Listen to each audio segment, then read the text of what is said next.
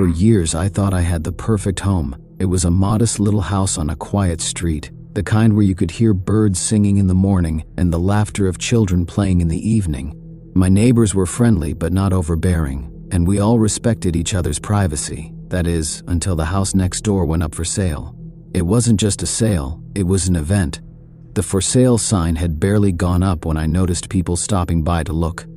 Cars would pull up, and potential buyers would walk through with hopeful smiles. I felt a pang of curiosity every time someone came, wondering who I'd soon be sharing my fence line with. After a few weeks, the sign changed to sold. I expected to see a moving truck and perhaps meet the new owner in passing, but no one came. Days turned into weeks, and the house remained eerily silent. Its windows were dark, the lawn began to grow wild, and the mailbox overflowed with unread letters. As I watched my plants, I noticed something odd. A faint light flickered in one of the upstairs windows of the supposedly empty house. It wasn't the steady glow of a lamp or the beam of a flashlight. It was faint, erratic, almost like the shimmer of candlelight.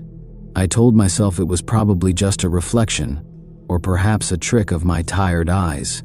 Still, I couldn't shake the uneasy feeling. A week later, I heard it for the first time, a faint tapping sound coming from the direction of the house. It was late, close to midnight, and the rhythmic knock knock knock carried through the still air. I peeked out my window, but everything looked normal, too normal.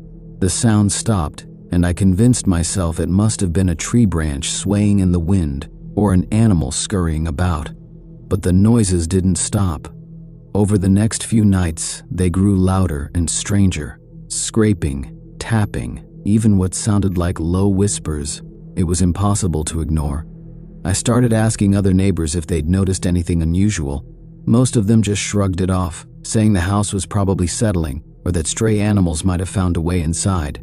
Then came the day I saw them, or rather, her. It was a gloomy afternoon when I first caught a glimpse of the figure standing in the front window of the house. She was tall, pale, and completely still.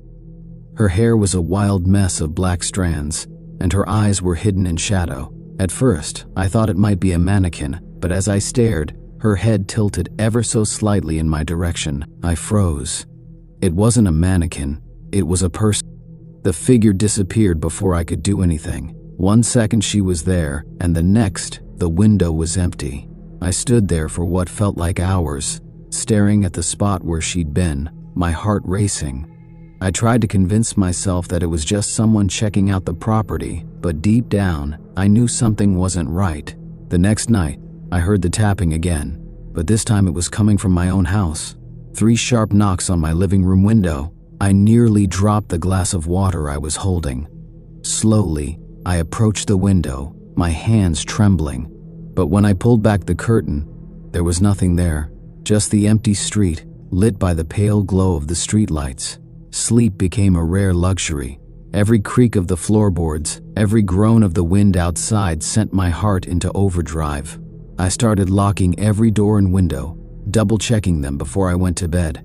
But no matter how secure I made my home, I couldn't shake the feeling that I was being watched. One night, as I lay in bed, I heard something new. Footsteps, soft, deliberate, and far too heavy to belong to any animal. They were coming from the backyard. I grabbed my phone and crept to the window, careful not to make a sound. Peering through the blinds, I saw a figure standing by the fence. It was her, the same woman I'd seen in the window. She was closer this time. Her pale face was turned toward my house, her eyes locked onto my window. She didn't move, didn't blink, just stood there staring. My heart pounded in my chest as I fumbled to call the police. When I looked back outside, she was gone. The officers arrived quickly, but there was no trace of her. They assured me they'd patrol the area and told me to call again if anything else happened. But I could tell by their tone that they thought I was overreacting. Over the following weeks, things escalated. I began finding strange objects around my property, wilted flowers, small animal bones, and once, a doll with its eyes scratched out. The noises from next door grew louder, and more lights began flickering in the windows. I even saw shadows moving inside the house, though I knew it was supposed to be vacant. One night, I awoke to the sound of my front door rattling. Someone was trying to get in. I grabbed a baseball bat and crept downstairs, every nerve in my body screaming. When I reached the door, I could see the doorknob twisting back and forth, as though someone on the other side was testing it. Summoning every ounce of courage, I flung the door open. But there was no one there. I installed cameras the very next day. For a while, they gave me a sense of security. I checked the footage every morning, hoping to catch some evidence of who or what was tormenting me, but the cameras only added to the horror. One night, I watched in terror as the pale woman appeared on the screen. She stood motionless at the edge of my yard, staring directly into the lens. Then, without warning, the screen went black. I couldn't take it anymore. I started making plans to move, to leave this nightmare behind. But as the moving day approached, the activity grew worse. The noises turned into screams. The lights in the house next door blazed all night, and I began waking up to find muddy footprints leading from my back door to my bed. On my final night in the house, I was jolted awake by a deafening crash. I ran downstairs to find my living room window shattered. Standing outside, in the darkness, was the woman. She didn't move, didn't make a sound. She just stood there, her face twisted into a sinister smile. I don't remember much after that. Somehow, I managed to call the police, and they arrived to find me huddled in a corner, trembling. They searched the neighborhood but found no sign of her. The next morning, I packed up and left. I didn't care where I was going, I just needed to get away. As I drove past the house next door one last time, I saw a new family moving in.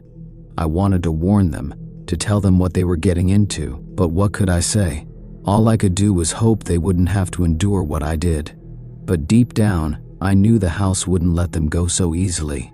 Leaving the street behind should have brought relief, but the weight of my experience stayed with me. For weeks, I couldn't shake the sensation of being watched. Even in my new apartment on the other side of town, I kept my blinds drawn and double-checked every lock before bed. But for the first time in what felt like forever, I managed to sleep through the night without waking to strange sounds or visions of that pale woman. I told myself it was over. The house, and whatever haunted it, was in my past now. Life started to feel normal again. I went back to work, reconnected with friends, and tried to piece myself back together. But deep down, I couldn't help but wonder about the new family that had moved into the house. Were they experiencing the same horrors I had, or had the nightmare ended with me? About a month later, I got my answer. It was a quiet Sunday afternoon when I received an envelope in the mail. There was no return address, just my name written in shaky, uneven handwriting. My heart sank as I tore it open.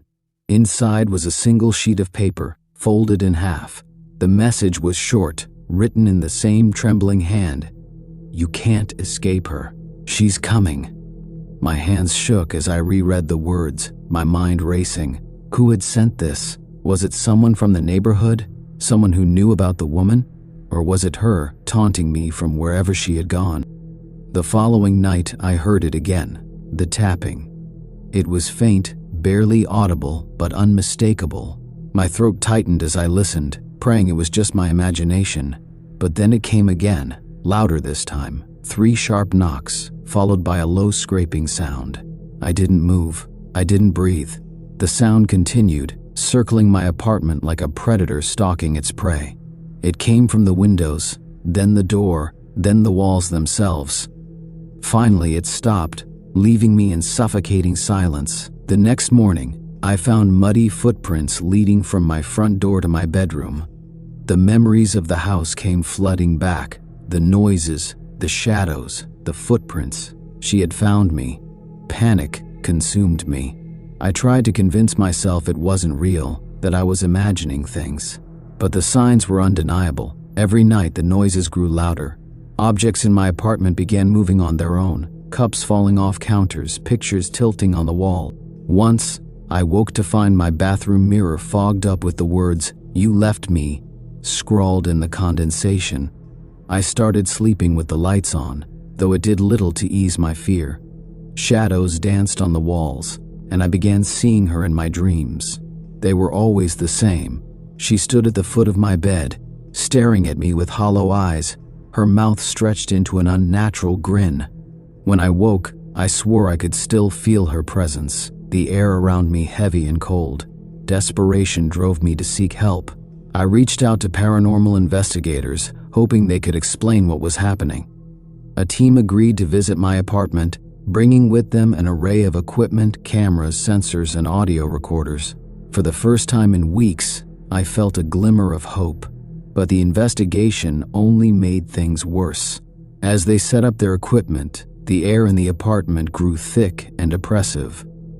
One of the investigators, a middle-aged man with a calm demeanor, suddenly turned pale and whispered something. Their cameras captured flickering shadows and faint whispers, but the most chilling moment came when they played back an audio recording taken near my bedroom. Amidst the static, a voice emerged, soft and haunting. "You can't leave me again." The investigators left that night, shaken and uncertain. They promised to analyze the evidence further, but I never heard from them again. Calls and emails went unanswered, and their website disappeared. It was as though they had vanished. Alone and terrified, I decided to take drastic measures. I contacted a priest, begging for help. He agreed to bless the apartment, though his hesitation was evident. When he arrived, he walked through the space with a solemn expression, sprinkling holy water and reciting prayers. As he neared my bedroom, he stopped abruptly, his face pale. "She's here," he whispered, clutching his rosary tightly. "You've brought her with you." The blessing seemed to calm the apartment for a time, but it didn't last. A week later, the activity resumed, more violent than before. Furniture was overturned, doors slammed shut on their own, and the tapping was replaced by pounding. One night, as I lay in bed, I felt something cold brush against my arm. I froze, my breath catching in my throat. Slowly, I turned my head and saw her, standing inches from me, her hollow eyes boring into mine. Her lips parted, and she whispered one word, "Stay." I screamed, bolting from the apartment and spending the night in my car. The next day, I packed whatever I could carry and left. I didn't know where I was going, only that I had to get away. Now, I live in constant fear. I've moved 3 times, but she always finds me. The tapping, the whispers, the shadows, they follow me wherever I go.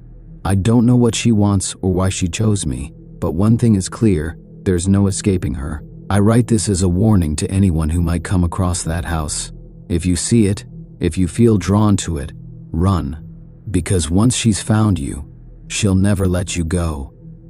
The years have passed, and I've tried to rebuild my life, though I can never shake the feeling that something is always watching me, lurking just beyond the edges of my awareness. The nightmares still come, though they've grown less frequent, and the tapping, oh, the tapping, has become almost a part of my daily life.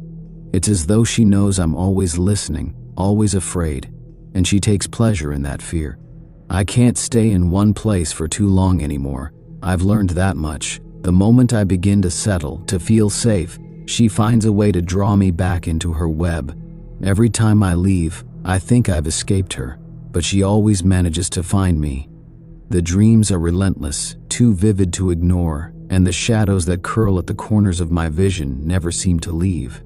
But there's something I've noticed, something I never realized before.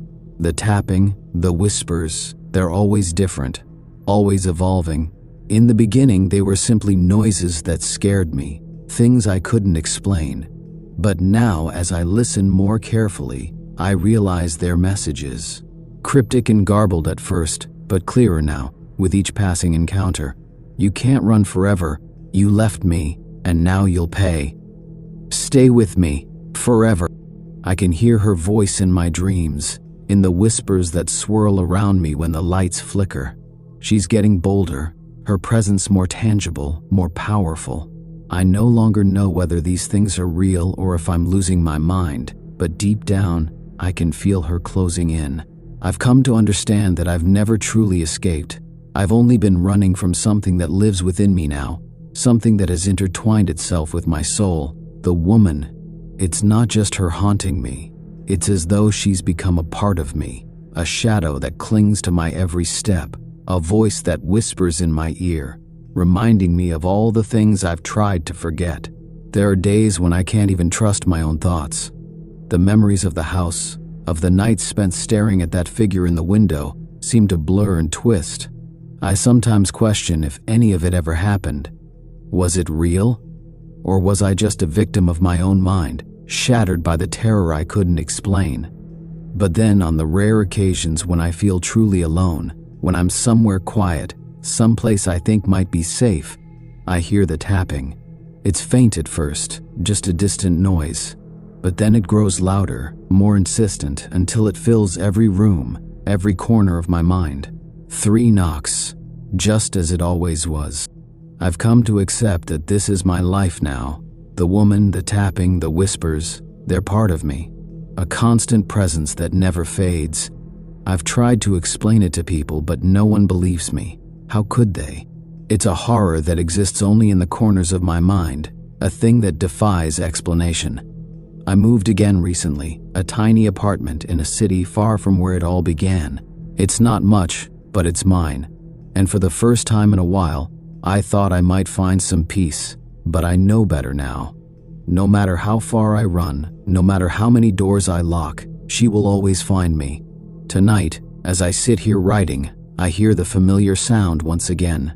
The tapping is soft, but it's there, coming from the walls, the windows, the very air around me. It's as though she's testing me, seeing if I'll answer. But I know better than to open the door. I know better than to confront her. Because every time I do, I lose a little bit more of myself. And one day, if I'm not careful, I'll give in completely. I don't know how much longer I can keep running. The nightmare feels endless, a loop I can't escape. I've thought about trying to stop her, to confront her in some way, but the fear holds me back. What if she's too strong? What if there's no way to break free? All I can do now is write, to share this with anyone who might listen. If you ever find yourself near that house, or if you hear the tapping in the dark of night, don't ignore it.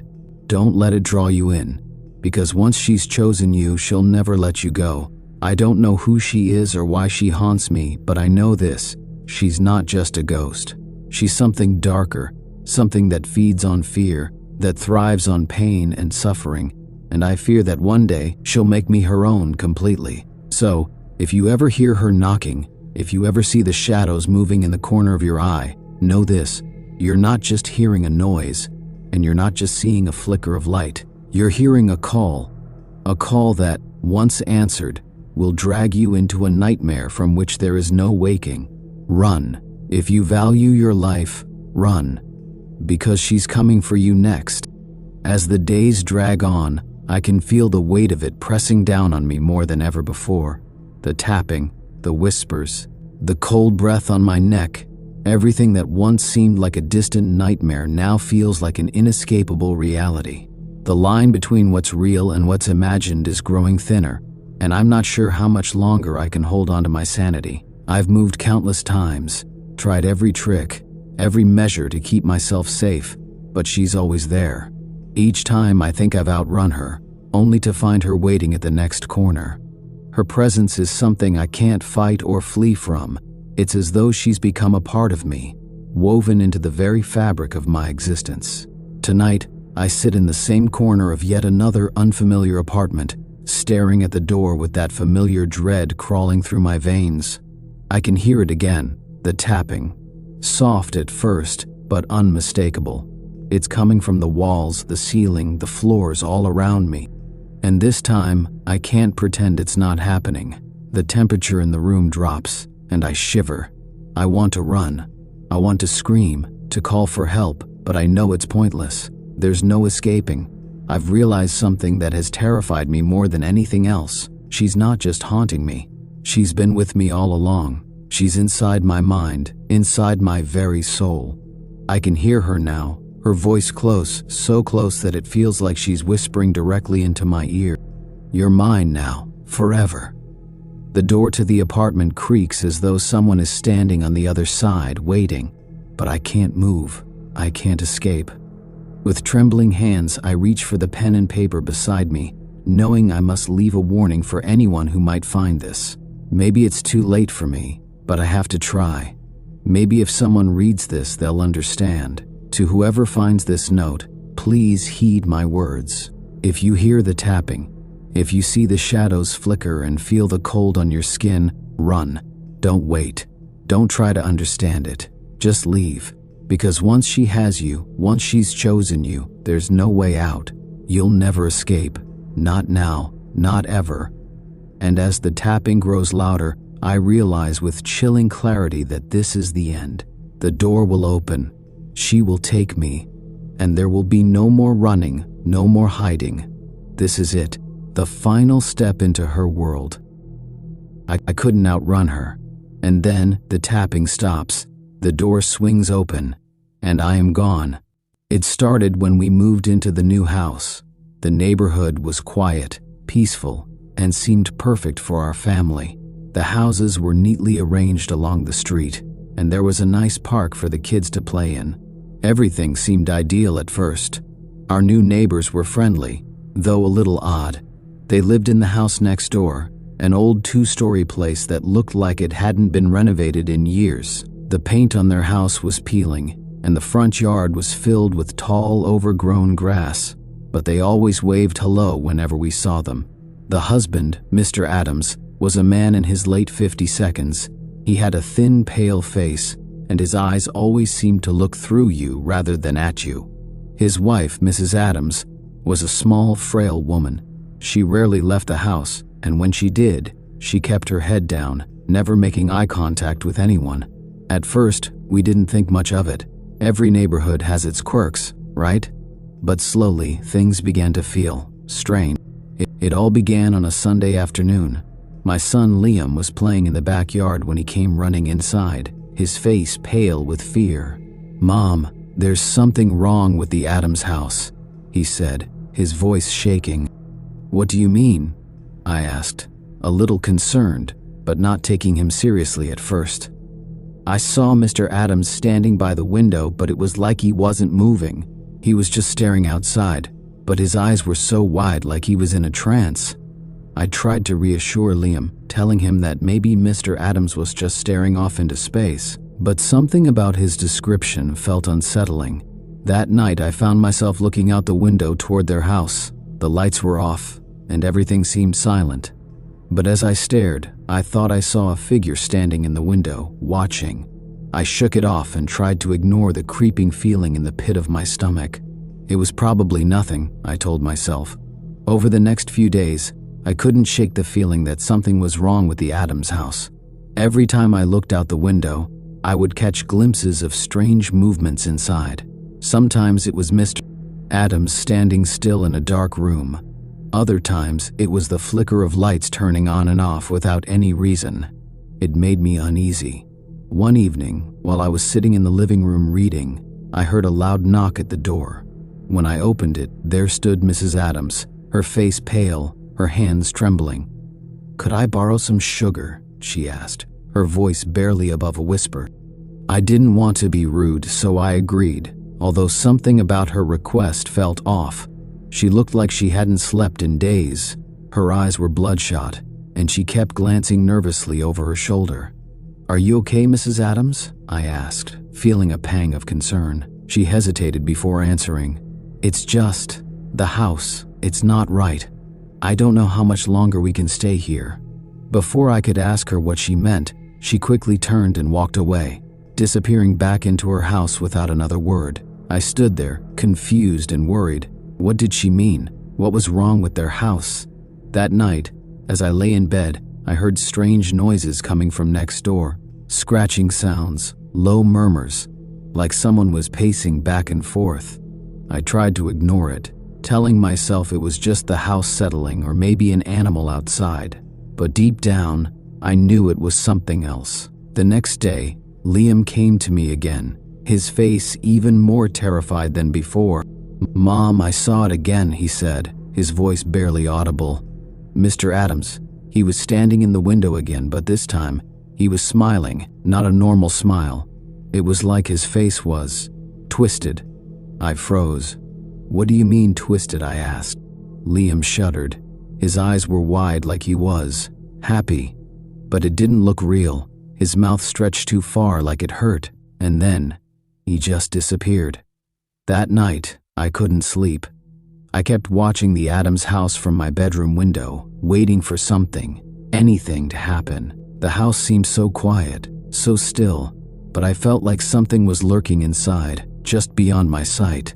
Around midnight, I finally saw it. A shadow moved quickly across the window, and then the door to the house creaked open. I watched in disbelief as Mr. Addams stepped out onto the front porch, his body stiff and jerky, like he was being controlled by some unseen force. I rushed downstairs and peeked through the blinds, trying to get a better look. Suddenly, Mrs. Addams appeared in the doorway, but her face was different. She didn't look frail anymore. She looked angry. Her eyes glowed with an unnatural light, and her lips curled into a snarl. I gasped, stumbling backward from the window. I had to do something. I decided to go over there to see if I could help. I grabbed my coat and quietly stepped outside, my heart pounding in my chest. As I walked toward their house, I noticed how the air felt cold, even though it wasn't particularly chilly. It was as though the atmosphere had changed, thick with a sense of dread. When I reached the front door, I hesitated for a moment before knocking. The door creaked open, revealing a dark, musty hallway. Mr. Addams stood at the end, his face expressionless, his eyes hollow. "Come in," he said, his voice barely a whisper. I stepped inside, and the door slammed shut behind me. The house smelled strange, like mildew and something rotten. As I walked down the hallway, I noticed pictures on the walls, but they didn't look like normal family photos.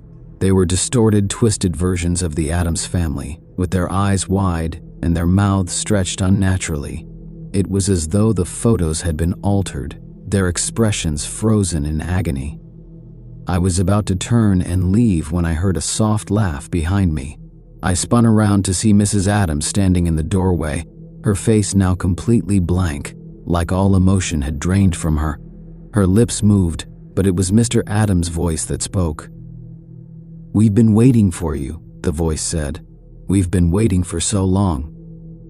Before I could react, the walls of the house seemed to shift. The space around me grew larger. The floor beneath me began to tremble, and the air grew thick with an eerie, choking presence. The room around me twisted and distorted like a nightmare that I couldn't wake from. The last thing I remember before everything went black was Mrs. Addams's hollow, lifeless eyes staring at me from across the room. I heard a scream, my own, but it was drowned out by the overwhelming noise in my ears. And then there was nothing. I woke up in my bed the next morning, drenched in sweat, my heart racing.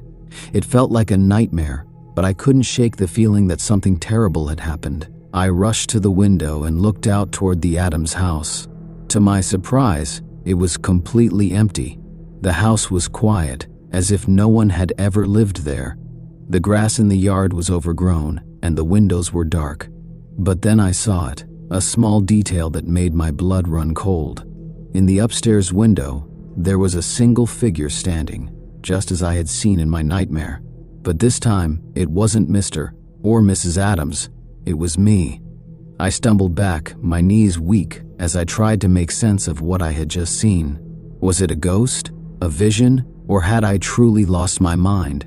I don't know what happened to the Addams family, but I've learned to stay far away from their house. No one ever talks about them, and no one dares go near that place. But sometimes, when the night is quiet, I swear I can hear soft whispers coming from next door, whispers calling my name, and I wonder if I'll ever truly escape. I've always considered myself to be a pretty normal person, living a normal life, but all that changed when I moved into a new house in a quiet suburban neighborhood. At first, everything seemed peaceful. The houses were well kept, the lawns neatly mowed, and the air always fresh. It was the kind of place you'd expect to raise a family and settle down. The first thing I noticed after settling in was how quiet the neighborhood was. There were no loud noises, no arguments, and no music blaring from open windows. It was like the place was frozen in time. Even the dogs were calm and quiet. But as peaceful as it was, something felt off. A feeling I couldn't quite explain. It was as if the neighborhood was too perfect, too quiet. My neighbors were mostly friendly, but there was one house on the corner that caught my attention. It was old, worn, and looked like it hadn't been taken care of in years. The paint on the walls was peeling, and the grass in the yard was over. I never saw anyone go in or out of the house, and the windows were always closed, even on the hottest days. It was as if it had been abandoned, but it didn't quite look like it. It was strange, and that strangeness made me curious. I decided to ask my next-door neighbor, Mrs. Green, about it one afternoon when we were both outside. "Oh, that house," she said, her eyes narrowing. "That's the old Richardson house. No one's lived there in years. They say the last family who lived there, well, they disappeared, just up and vanished one day. No one knows what happened." I raised an eyebrow. "Vanished? Like for real?" She nodded slowly. "Yeah. They were a nice family, always keeping to themselves. Then one day, they were just gone. Nobody ever saw them leave. There were no signs of a struggle, no clues. It was like they evaporated into thin air." I shivered. "That's creepy." Mrs. Green didn't say anything for a moment. She just stared at the house as if she were lost in thought. "There are rumors, of course," she added. "Some say the house is cursed, that the Richardson family made some deal with something bad. I don't know. It's probably just gossip, but I wouldn't go near that place if I were you." I smiled awkwardly. "Thanks for the warning." Over the next few days, I couldn't shake the feeling that something was wrong with that house. Every time I passed by, I found myself glancing at the dark windows, wondering what could be hiding inside. The more I thought about it, the more curious I became. What had happened to the family? Why had they disappeared? Could there be some truth to what Mrs. Green had said? One evening, I decided to investigate. I knew it was risky, but the need to satisfy my curiosity was overwhelming. I waited until it was late, when the neighborhood was quiet, and slipped out of my house. The air was cool, and the streetlights cast long shadows on the ground. I walked to the corner, where the Richardson house stood, looming like a shadow in the night. It was darker than usual. The house seemed even more eerie under the glow of the streetlight. I stood there for a moment, staring at the dark windows. Everything was still. Then, as I was about to turn and leave, I heard something. A faint sound like a whisper. It came from inside the house. My heart skipped a beat. I froze in place, straining my ears to hear it again. It was definitely a whisper. It was soft and distant, but it was there. My curiosity got the better of me, and I took a few cautious steps toward the house. The closer I got, the more the whisper seemed to grow louder, as if calling me. I reached the front door and hesitated. It was slightly ajar. A chill ran down my spine, and I had to force myself to push the door open. The air inside was stale, heavy with dust. The floors creaked beneath my feet as I stepped inside. I had no idea what I was hoping to find, but something told me I wasn't going to like it. The house felt wrong. There was no other way to describe it. It was as though the walls themselves were watching me. The longer I stood there, the more I felt the weight of something unseen pressing in on me. I moved slowly through the dark, trying to make sense of what I was seeing. The furniture was old and covered in sheets, like the house hadn't been lived in for years. But there was something strange about it. Everything was in place, as though the family had simply stepped out for a moment. I reached the kitchen, and that's when I saw it. A single photograph, lying face down on the counter. I picked it up, my hands trembling as I turned it over. The photo was of the Richardson family. They looked happy, smiling for the camera.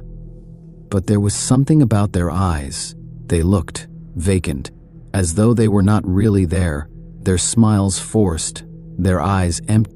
Suddenly, the whispering started again, louder this time.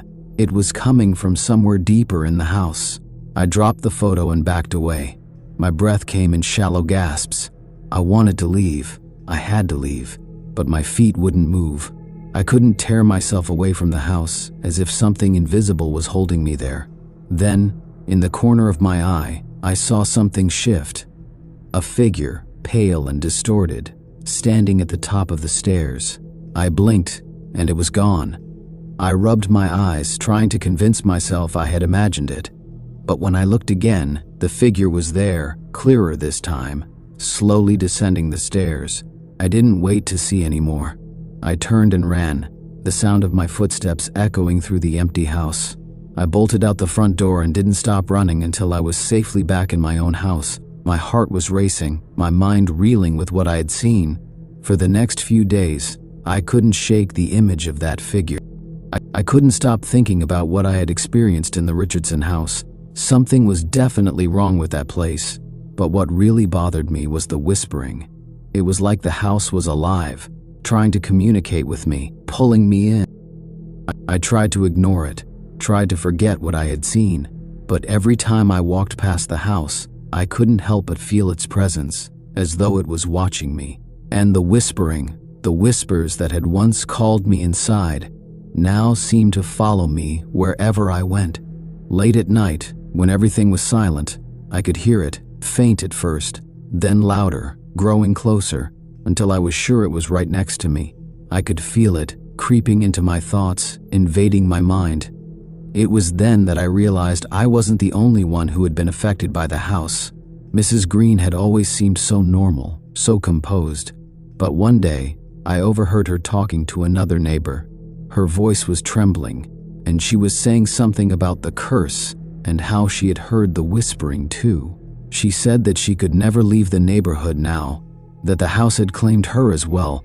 I don't know what's happening to us. The whispers won't.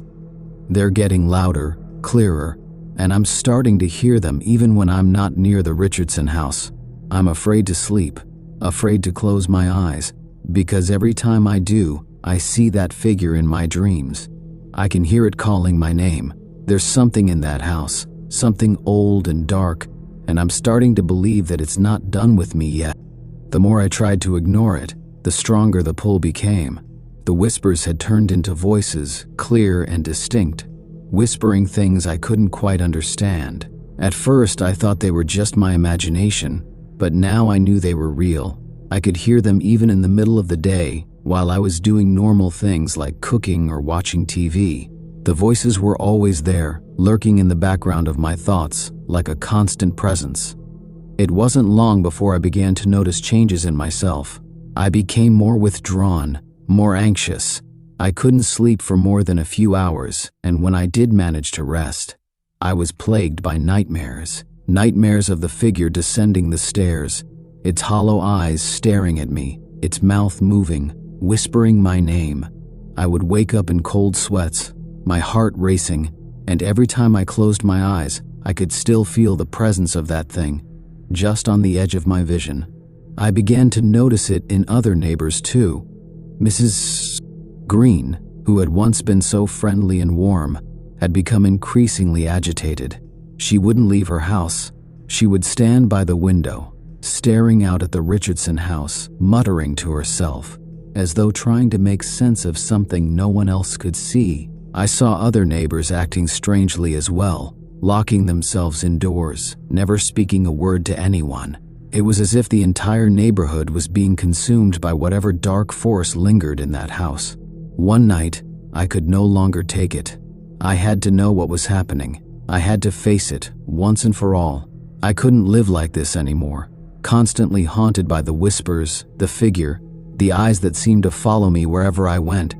I made my way to the Richardson house, my legs shaking with fear, but I couldn't turn back now. I had to finish what I had started.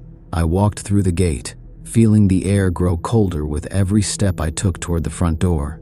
The house seemed darker than before, as if it had been waiting for me.